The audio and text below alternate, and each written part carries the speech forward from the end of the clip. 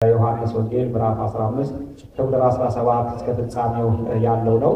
በዚህ ውስጥ ብዙ ነገሮች ተነግረዋል። በተለይም አምላካችን መድኃኒታችን ኢየሱስ ክርስቶስ በመጨረሻዎቹ ጊዜያት ማለት ነው ወደ መከራ ወደ ስቅለቱ ከመሄዱ በፊት ለቅዱሳን ሐዋርያቱ በዘመኑ ያለ ትምህርት በተለያየ መንገድ ሲያስተምራቸው ነበርና ማድረግ ያለባቸውን በተለይም እሱ ከነሱ ከተለያቸው በኋላ ያሱን መከራ ሲያዩ ከዛም ደግሞ ከትንሣኤው ከእርገቱ በኋላ በዚህ ዓለም ሲኖሩ ምን ማድረግ እንዳለባቸው ያሳሰበው ትምህርት ነውና በተለይ ከቁጥር 18 19 ቁጥር 20 ላይ ስንመለከት ተዘከሩ ዘነገርኩክሙ እኔ የነገርኳችሁን አስቡ ተዘከሩ ቃሌ ዘአነ ቤለክሙ እኔ የነገርኳችሁን ቃል አስቡ እያለ ያሳስባቸው ነበር።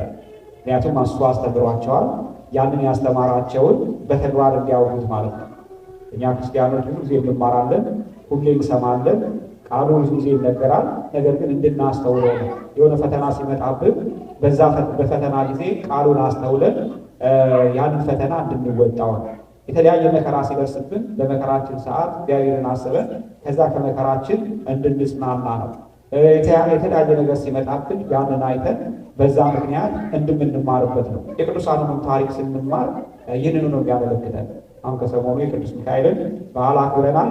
ትናንት ወዲያ ትናንቱ በነበረው ሁኔታ አክብረናልና በዛ ሰዓት ስናከብር የሰው ልጆችን እግዚአብሔር አምላክ እንዴት እንደሚረዳቸው በቅዱሳኑ አማካኝነት በቅዱሳኑ መላእክት በተለይም በሊቀ መላእክት በቅዱስ ሚካኤል አማካኝነት እኛ በእምነታችን በሃይማኖታችን ከጸና ምን ያህል እንደሚወደን ምን ያህል ከእኛ ጋር እንደሚሆን የምናይበት ነው ማለት ነው። እግዚአብሔርም የሚፈልገው ይህንን ነው።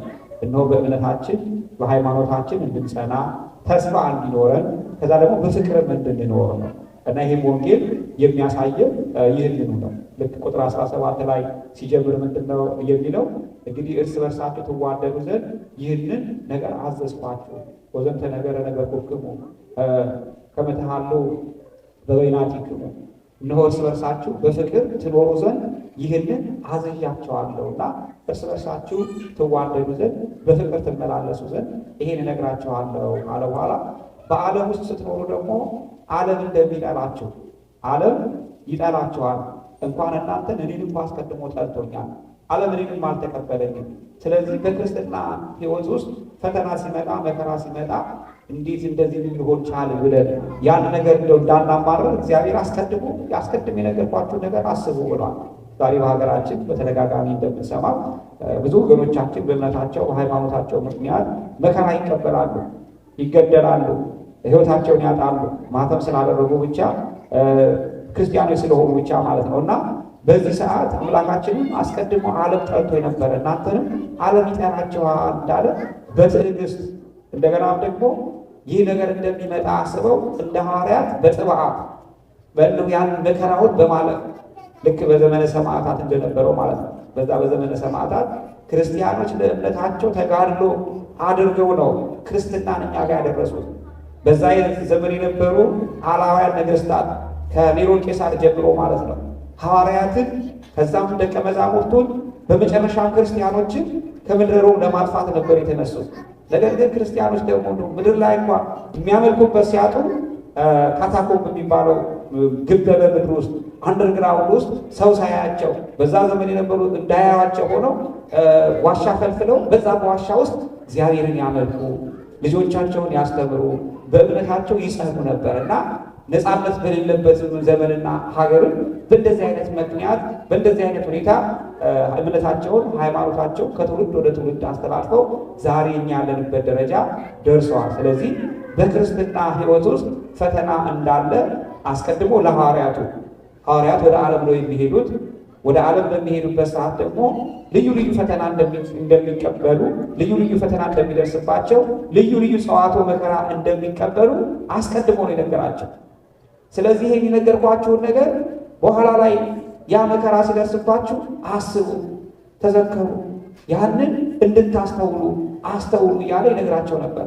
እንደውም ለዚህ እኮ ነው እንዲያስተውሉት ያ የተማሩትን በሙሉ ያ መከራ ሲመጣባቸው ወደ ተግባር ሲለወጥ እንዲያስተውሉት ነው መንፈስ ቅዱስን የላከላቸው። ባለፈው ሳምንት ወይም ከዚህ ከበዓለ መንፈስ ቅዱስ ጀምሮ ስለ መንፈስ ቅዱስ ያነሳል ወንጌሉ እንደገና በቅዳሴያችንም ማለት ነውና ስለዚህ በዚህ ምዕራፍ 15 ቁጥር 26 ላይ ስንመለከትም አጽናኝ የሚሆን ከአብ የሚወጣ መንፈስ ቅዱስን ልክላቸዋለሁ፣ እሱ ያጸናቸዋል።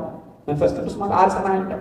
ስለዚህ የሚያጸና እንደገናም ደግሞ ናዛዝ የሚያረጋጋ መስተስሪ ኃጢአት ሊኖርበት ሰው ኃጢአቱን ይቅር የሚል ስለዚህ እሱን ደግሞ ልክላቸዋለሁ። በእሱ ምክንያት የበለጠ ትጸናላችሁ፣ ትጽናናላችሁ እና እሱንም ልክላቸዋለሁ ብሎ እነሆ ቅዱሳን ሐዋርያት የሚመጣባቸውን ፈተና መከራ ሁሉ በዛ ምክንያት ታግሰው በዓለም ዞሮ ወንጌልን አስተምረዋል ማለት ነው። እንግዲህ እነሱ ወንጌልን አስተምረው ቤተክርስቲያንን መስርተው ለእኛ አቆይተውናል። ስለዚህ እኛም በዚህ ዓለም ስንኖር ፈተና ቤተክርስቲያናችን ላይ እንደሚመጣ ፈተና በሕይወታችን እንደሚመጣ በእያንዳንዳችንን ጓዳ እንደሚመጣ እንግዲህ በቅዱሳን ታሪክ ሁሉ የምናስተውለው ነው ማለት ነው። እንግዲህ ቅድምም ለመግለጽ እንደተሞከረው የቅዱስ ሚካኤል ታሪክ ውስጥ አንዱ ከተጠቀሰው የባህራንን ቤተሰቦች ታሪክ ስንመለከት ምን ያህል እግዚአብሔርን የሚያመሰግኑ እግዚአብሔርን የሚፈሩ በዚህ ዓለም ላይ ሲኖሩ እንደ ወደ እግዚአብሔር የቀረቡ ጻድቃን ቅዱሳን ሆነው ነበረ። ነገር ግን ደግሞ ፈተና ስላለ እነሆ ባልየው አስቀድሞ ከዚህ ዓለም ተለየ። እሷ ጸንሳ ስለነበረ ግን ልጇን በምትወልድበት ሰዓት በጭንቅ እያለች እግዚአብሔር ግን ያ ሕፃን ወደ መጨረሻ ላይ ምን እንደሚሆን አስቀድሞ በመልአክ ተነግሯት ነበር። ያ ነገር ሲሆን ደግሞ በአጠገቧ ያለው ባለጸጋ ይሰማ ነበር። እንዲህማ ከሆነ ልክ ወንጌሉ እንደተናገረው በዓለም ሳላቸው ዓለም ይጠላቸዋል እንዳለ እነዚህ ክርስቲያኖች ናቸው፣ እግዚአብሔርን ነው የሚያመልኩት። በዚህ ላይ ደግሞ ምንም ሀብት በዚህ ምድር ላይ ያለ በቂ ሀብት የላቸው፣ ምንም የላቸው። ነገር ግን ያ ሀብቱም እያለው ሁሉ ነገርም እያለው እነሱን ግን ጠላቸው። እንደውም በኋላ ላይ ደግሞ ወራሽ ሊሆን ነው ማለት ነው። ወራሽማ የሚሆን ከሆነ እኔ ሳይቀድሙኝ መቅደም አለብኝ ብሎ እንግዲህ ዓለም አታላይ ነው። እነዚህ እችን ምስኪን ድሃ አታለላት ማለት ነው። አንቺ ድሃ ነሽ፣ ባልሽም ሞተዋል፣ ከዚህ በኋላ ይህን ሕፃን እኔ ተቀብዬ ላሳድግልሽ ብሎ የማታለያ የመደለያ ትንሽ ሳንቲም ሰጣት ማለት ነው። እሷም ድሃ ናትና ልጇን ብትወድም ነገር ግን ደግሞ ልጇ በጥሩ ሁኔታ የሚያድግላት መስሏት እንደገናም ደግሞ ያችን ለዕለት ያገኘቻት ለዕለት ጉርስ የምትሆናት መስሏት ያው ልጇን እንዲያሳድግላት ሰጠችው ማለት ነው። ነገር ግን የሚገርመው ነገር ያ ሰው እውነት ሊያሳድግላት ሊረዳት አልነበረም ያሰበው። ያንን ጨቅላ ሕፃን እነሆ ገና በልጅነቱ ሕይወቱን ሊያጠፋን ያሰበው፣ ምክንያቱም እንዳይወሰው አስቦ ማለት ነው። ግን እግዚአብሔር ደግሞ ከዛ ቤተሰብ ጋር ስለነበረ ያ እነሱ ይጸልዩት የነበረው ጸሎት፣ በቅዱስ ሚካኤል ይማጸኑት የነበረው ተማጽኖ፣ በአጠቃላይ በሕይወት ዘመናቸው ያደርጉት የነበረ ነገር በእግዚአብሔር ዘንድ በቅድመ እግዚአብሔር ስለደረሰ በእውነት ወገኖቼ ዛሬ እኛ የምናደርገው ነገር እንደ ቀላል ነገር አትጠሩት። ዛሬ እናንተ የምትጸልዩት ጸሎት፣ ወላጆች የምትጸልዩት ጸሎት ነገ ለልጆቻቸው መልካምን ነገር የሚያተርፍ እንዲሆን እናንተም በሕይወት እያላችሁ ምናልባት ነገ ለሚመጣው አንድ ነገር ቢመጣ ለዛ አስቀድመን በእግዚአብሔር ዘንድ የምናቆየው ስንቅ እንዲሆን በሕይወት እያለን በመልካሙ ነገር በመልካም ጊዜ እያለን ነው መልካሙ ነገር ማድረግ የሚገባን እና ስለዚህ በሕይወት ዘመናችን እያለን ወይ ከታመምን ፈተና ከደረሰበት በኋላ አስቀድመን ማለት ነው እና እነዚህ ማስቀድመው እግዚአብሔር ይለምኑ ስለነበረ ይጸልዩ ስለነበረ ነው ያ ሁሉ ተአምር ሊደረግላቸው የቻለውና እግዚአብሔር ያንን ጸሎታቸው ልመናቸውን ተቀብሎ በእውነት ያ ባለጸጋ ለክፉ ቢያደርገውም ልክ ዮሴፍ እንደተናገረው ማለት ነው ወንድሞቹ ለክፉ ቢያደርጉትም እግዚአብሔር ለመልካም ነበር ያደረገው።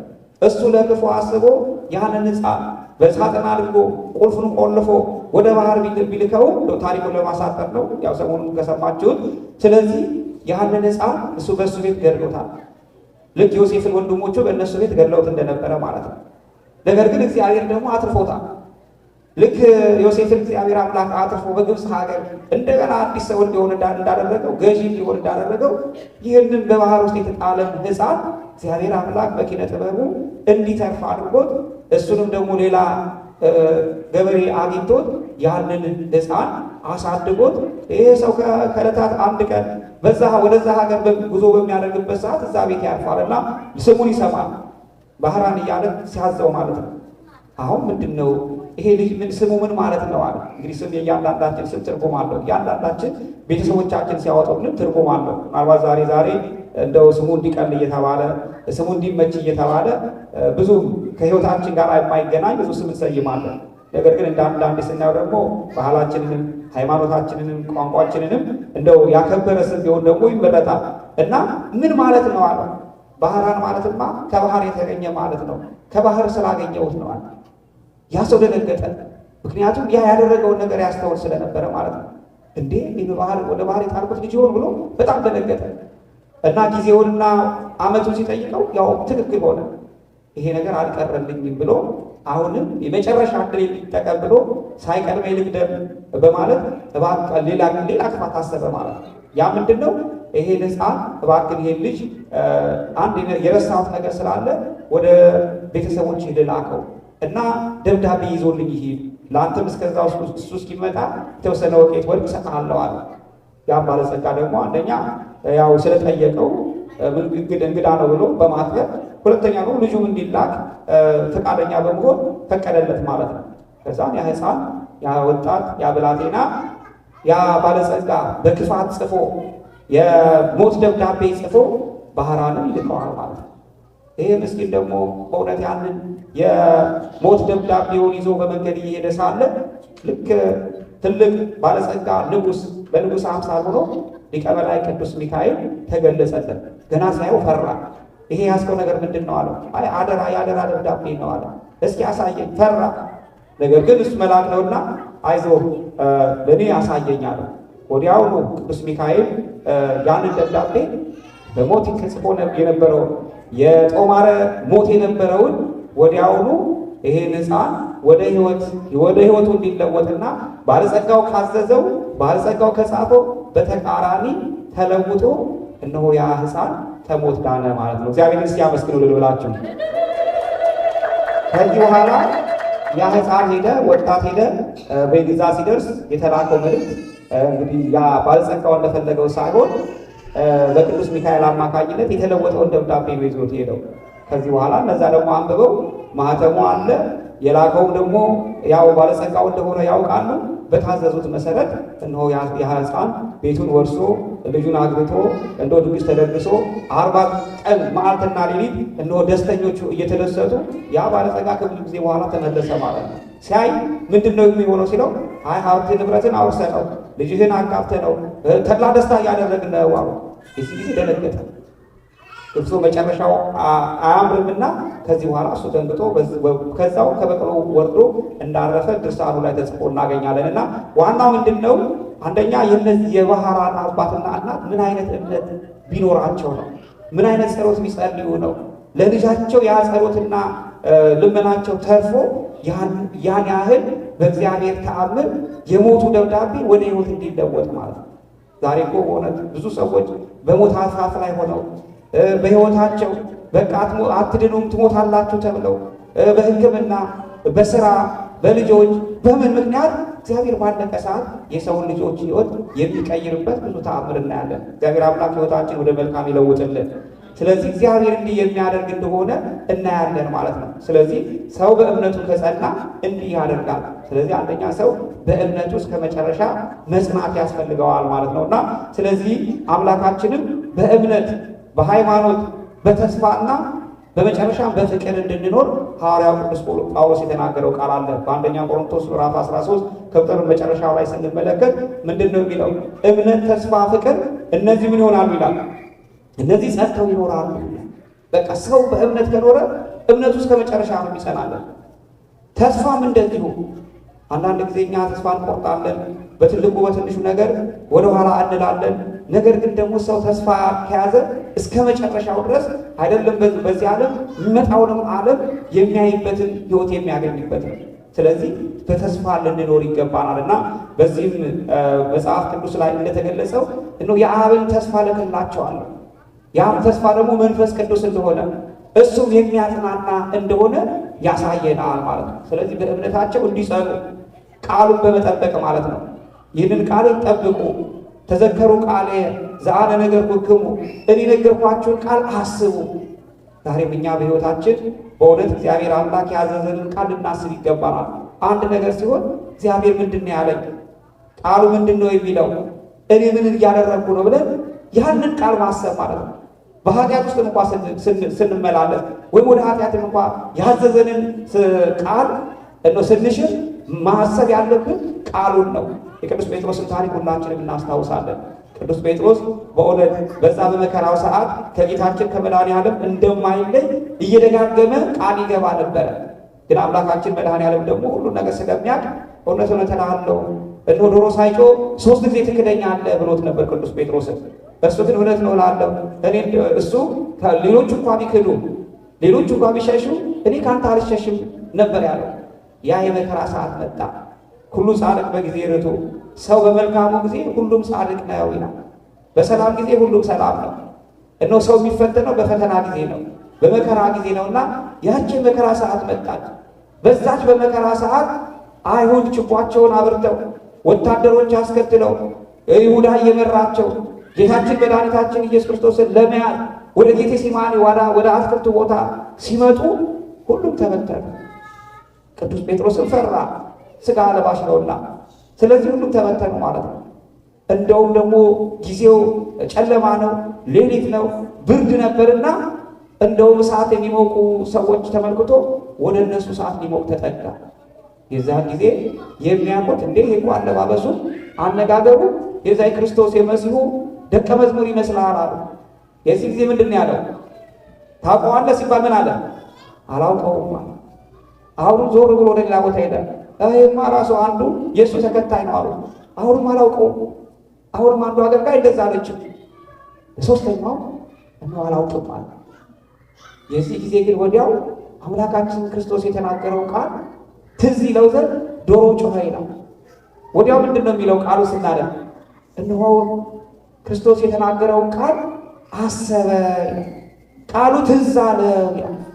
የዚህ ጊዜ ወዲያው ተጸጸተ። ያ ቃል ምን እንዳለው ማለት ነው። እሱ ለካ እንዲህ ብሎ ነበረ፣ ዶሮ ሳይጮህ 3 ጊዜ ትክደኛለህ ብሎ ነግሮ ነበር። ለቅዱስ ጴጥሮስ ያ ደውል ነው፣ ያ ነገር እንዲያስታውሰው ነው። ስለዚህ ወዲያው ከልቡ ማለት ነው በእንባ አምላኬ ሆይ ክጄሃለሁ 3 ጊዜ ካድኩ ብሎ እየወደቀ እየተነሳ አምላኩ መድኃኔዓለምን ለመነ፣ ንስሐ ገባ። አምላካችን መሐሪ ነው፣ መድኃኔዓለም ደግሞ መሐሪ ነውና እነሆ በንስሐ ተቀበለው። ያንን እንዳልካለ ሆኖ እንደውም በፊት ከነበረው እምነት የበለጠ እምነት ተጨምሮለት ሊቀ ሐዋርያት ሆኖ ሐዋርያትን እየመራ እስከ መጨረሻው እንደውም ሕይወቱን አሳልፎ እስከ መስጠት ድረስ የደረሰ ደቀ መዝሙር ነው ማለት ነውና የቅዱስ ጴጥሮስን ንስሐ የተቀበለ የእኛን ንስሐችን ይቀበልልን።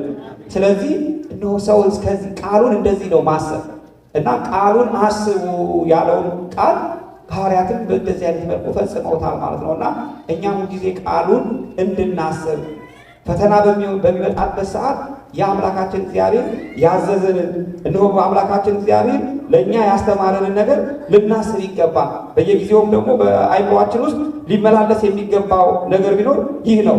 በዚህ በሥርዓተ ቅዳሴያችን ካህኑ ሁለተኛው ንፍቅ ካህን ወንጌል ከመመነበቡ በፊት በውስጥ ሆኖ በልሆሳስ ወይም በቀስታ ማለት ነው የሚጸልየው ጸሎት አለ። ሩቀ መዓት ወብዙኃ ምሕረት የሚባል እነሆ ምሕረትህ የበዛ እነሆ ደግሞ መዓት የራቀ እያለ ከወንጌል ጋር ተያይዞ ማለት ነው። ስለዚህ በዚህ ጸሎት ላይ ምን እንላለን?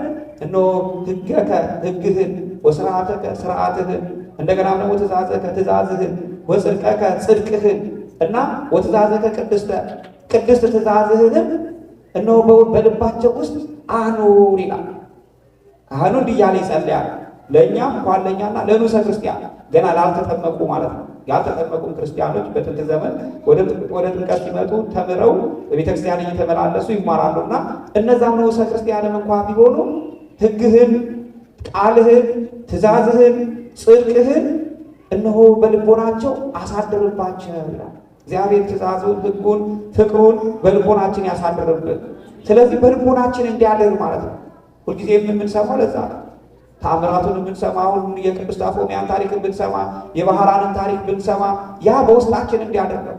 ጽድቁን ብንሰማ ወጽድቀከ ጽድቁንም ነው ጽድቁንም እንድናስብ በጽድቅ ሕይወት የተመላለሱትን እንድናስብ መቅድመ ህሱ መንግስቶ ጽድቆ አስቀድማችሁ ጽድቁንና መንግስቱን አስቡ እንደተባለ መንግስቱን ጽድቁን እንድናስብ ልክ እንደ አቡነ ዛሬ በ14 ቅድም ሲዘመር ሰምተናል።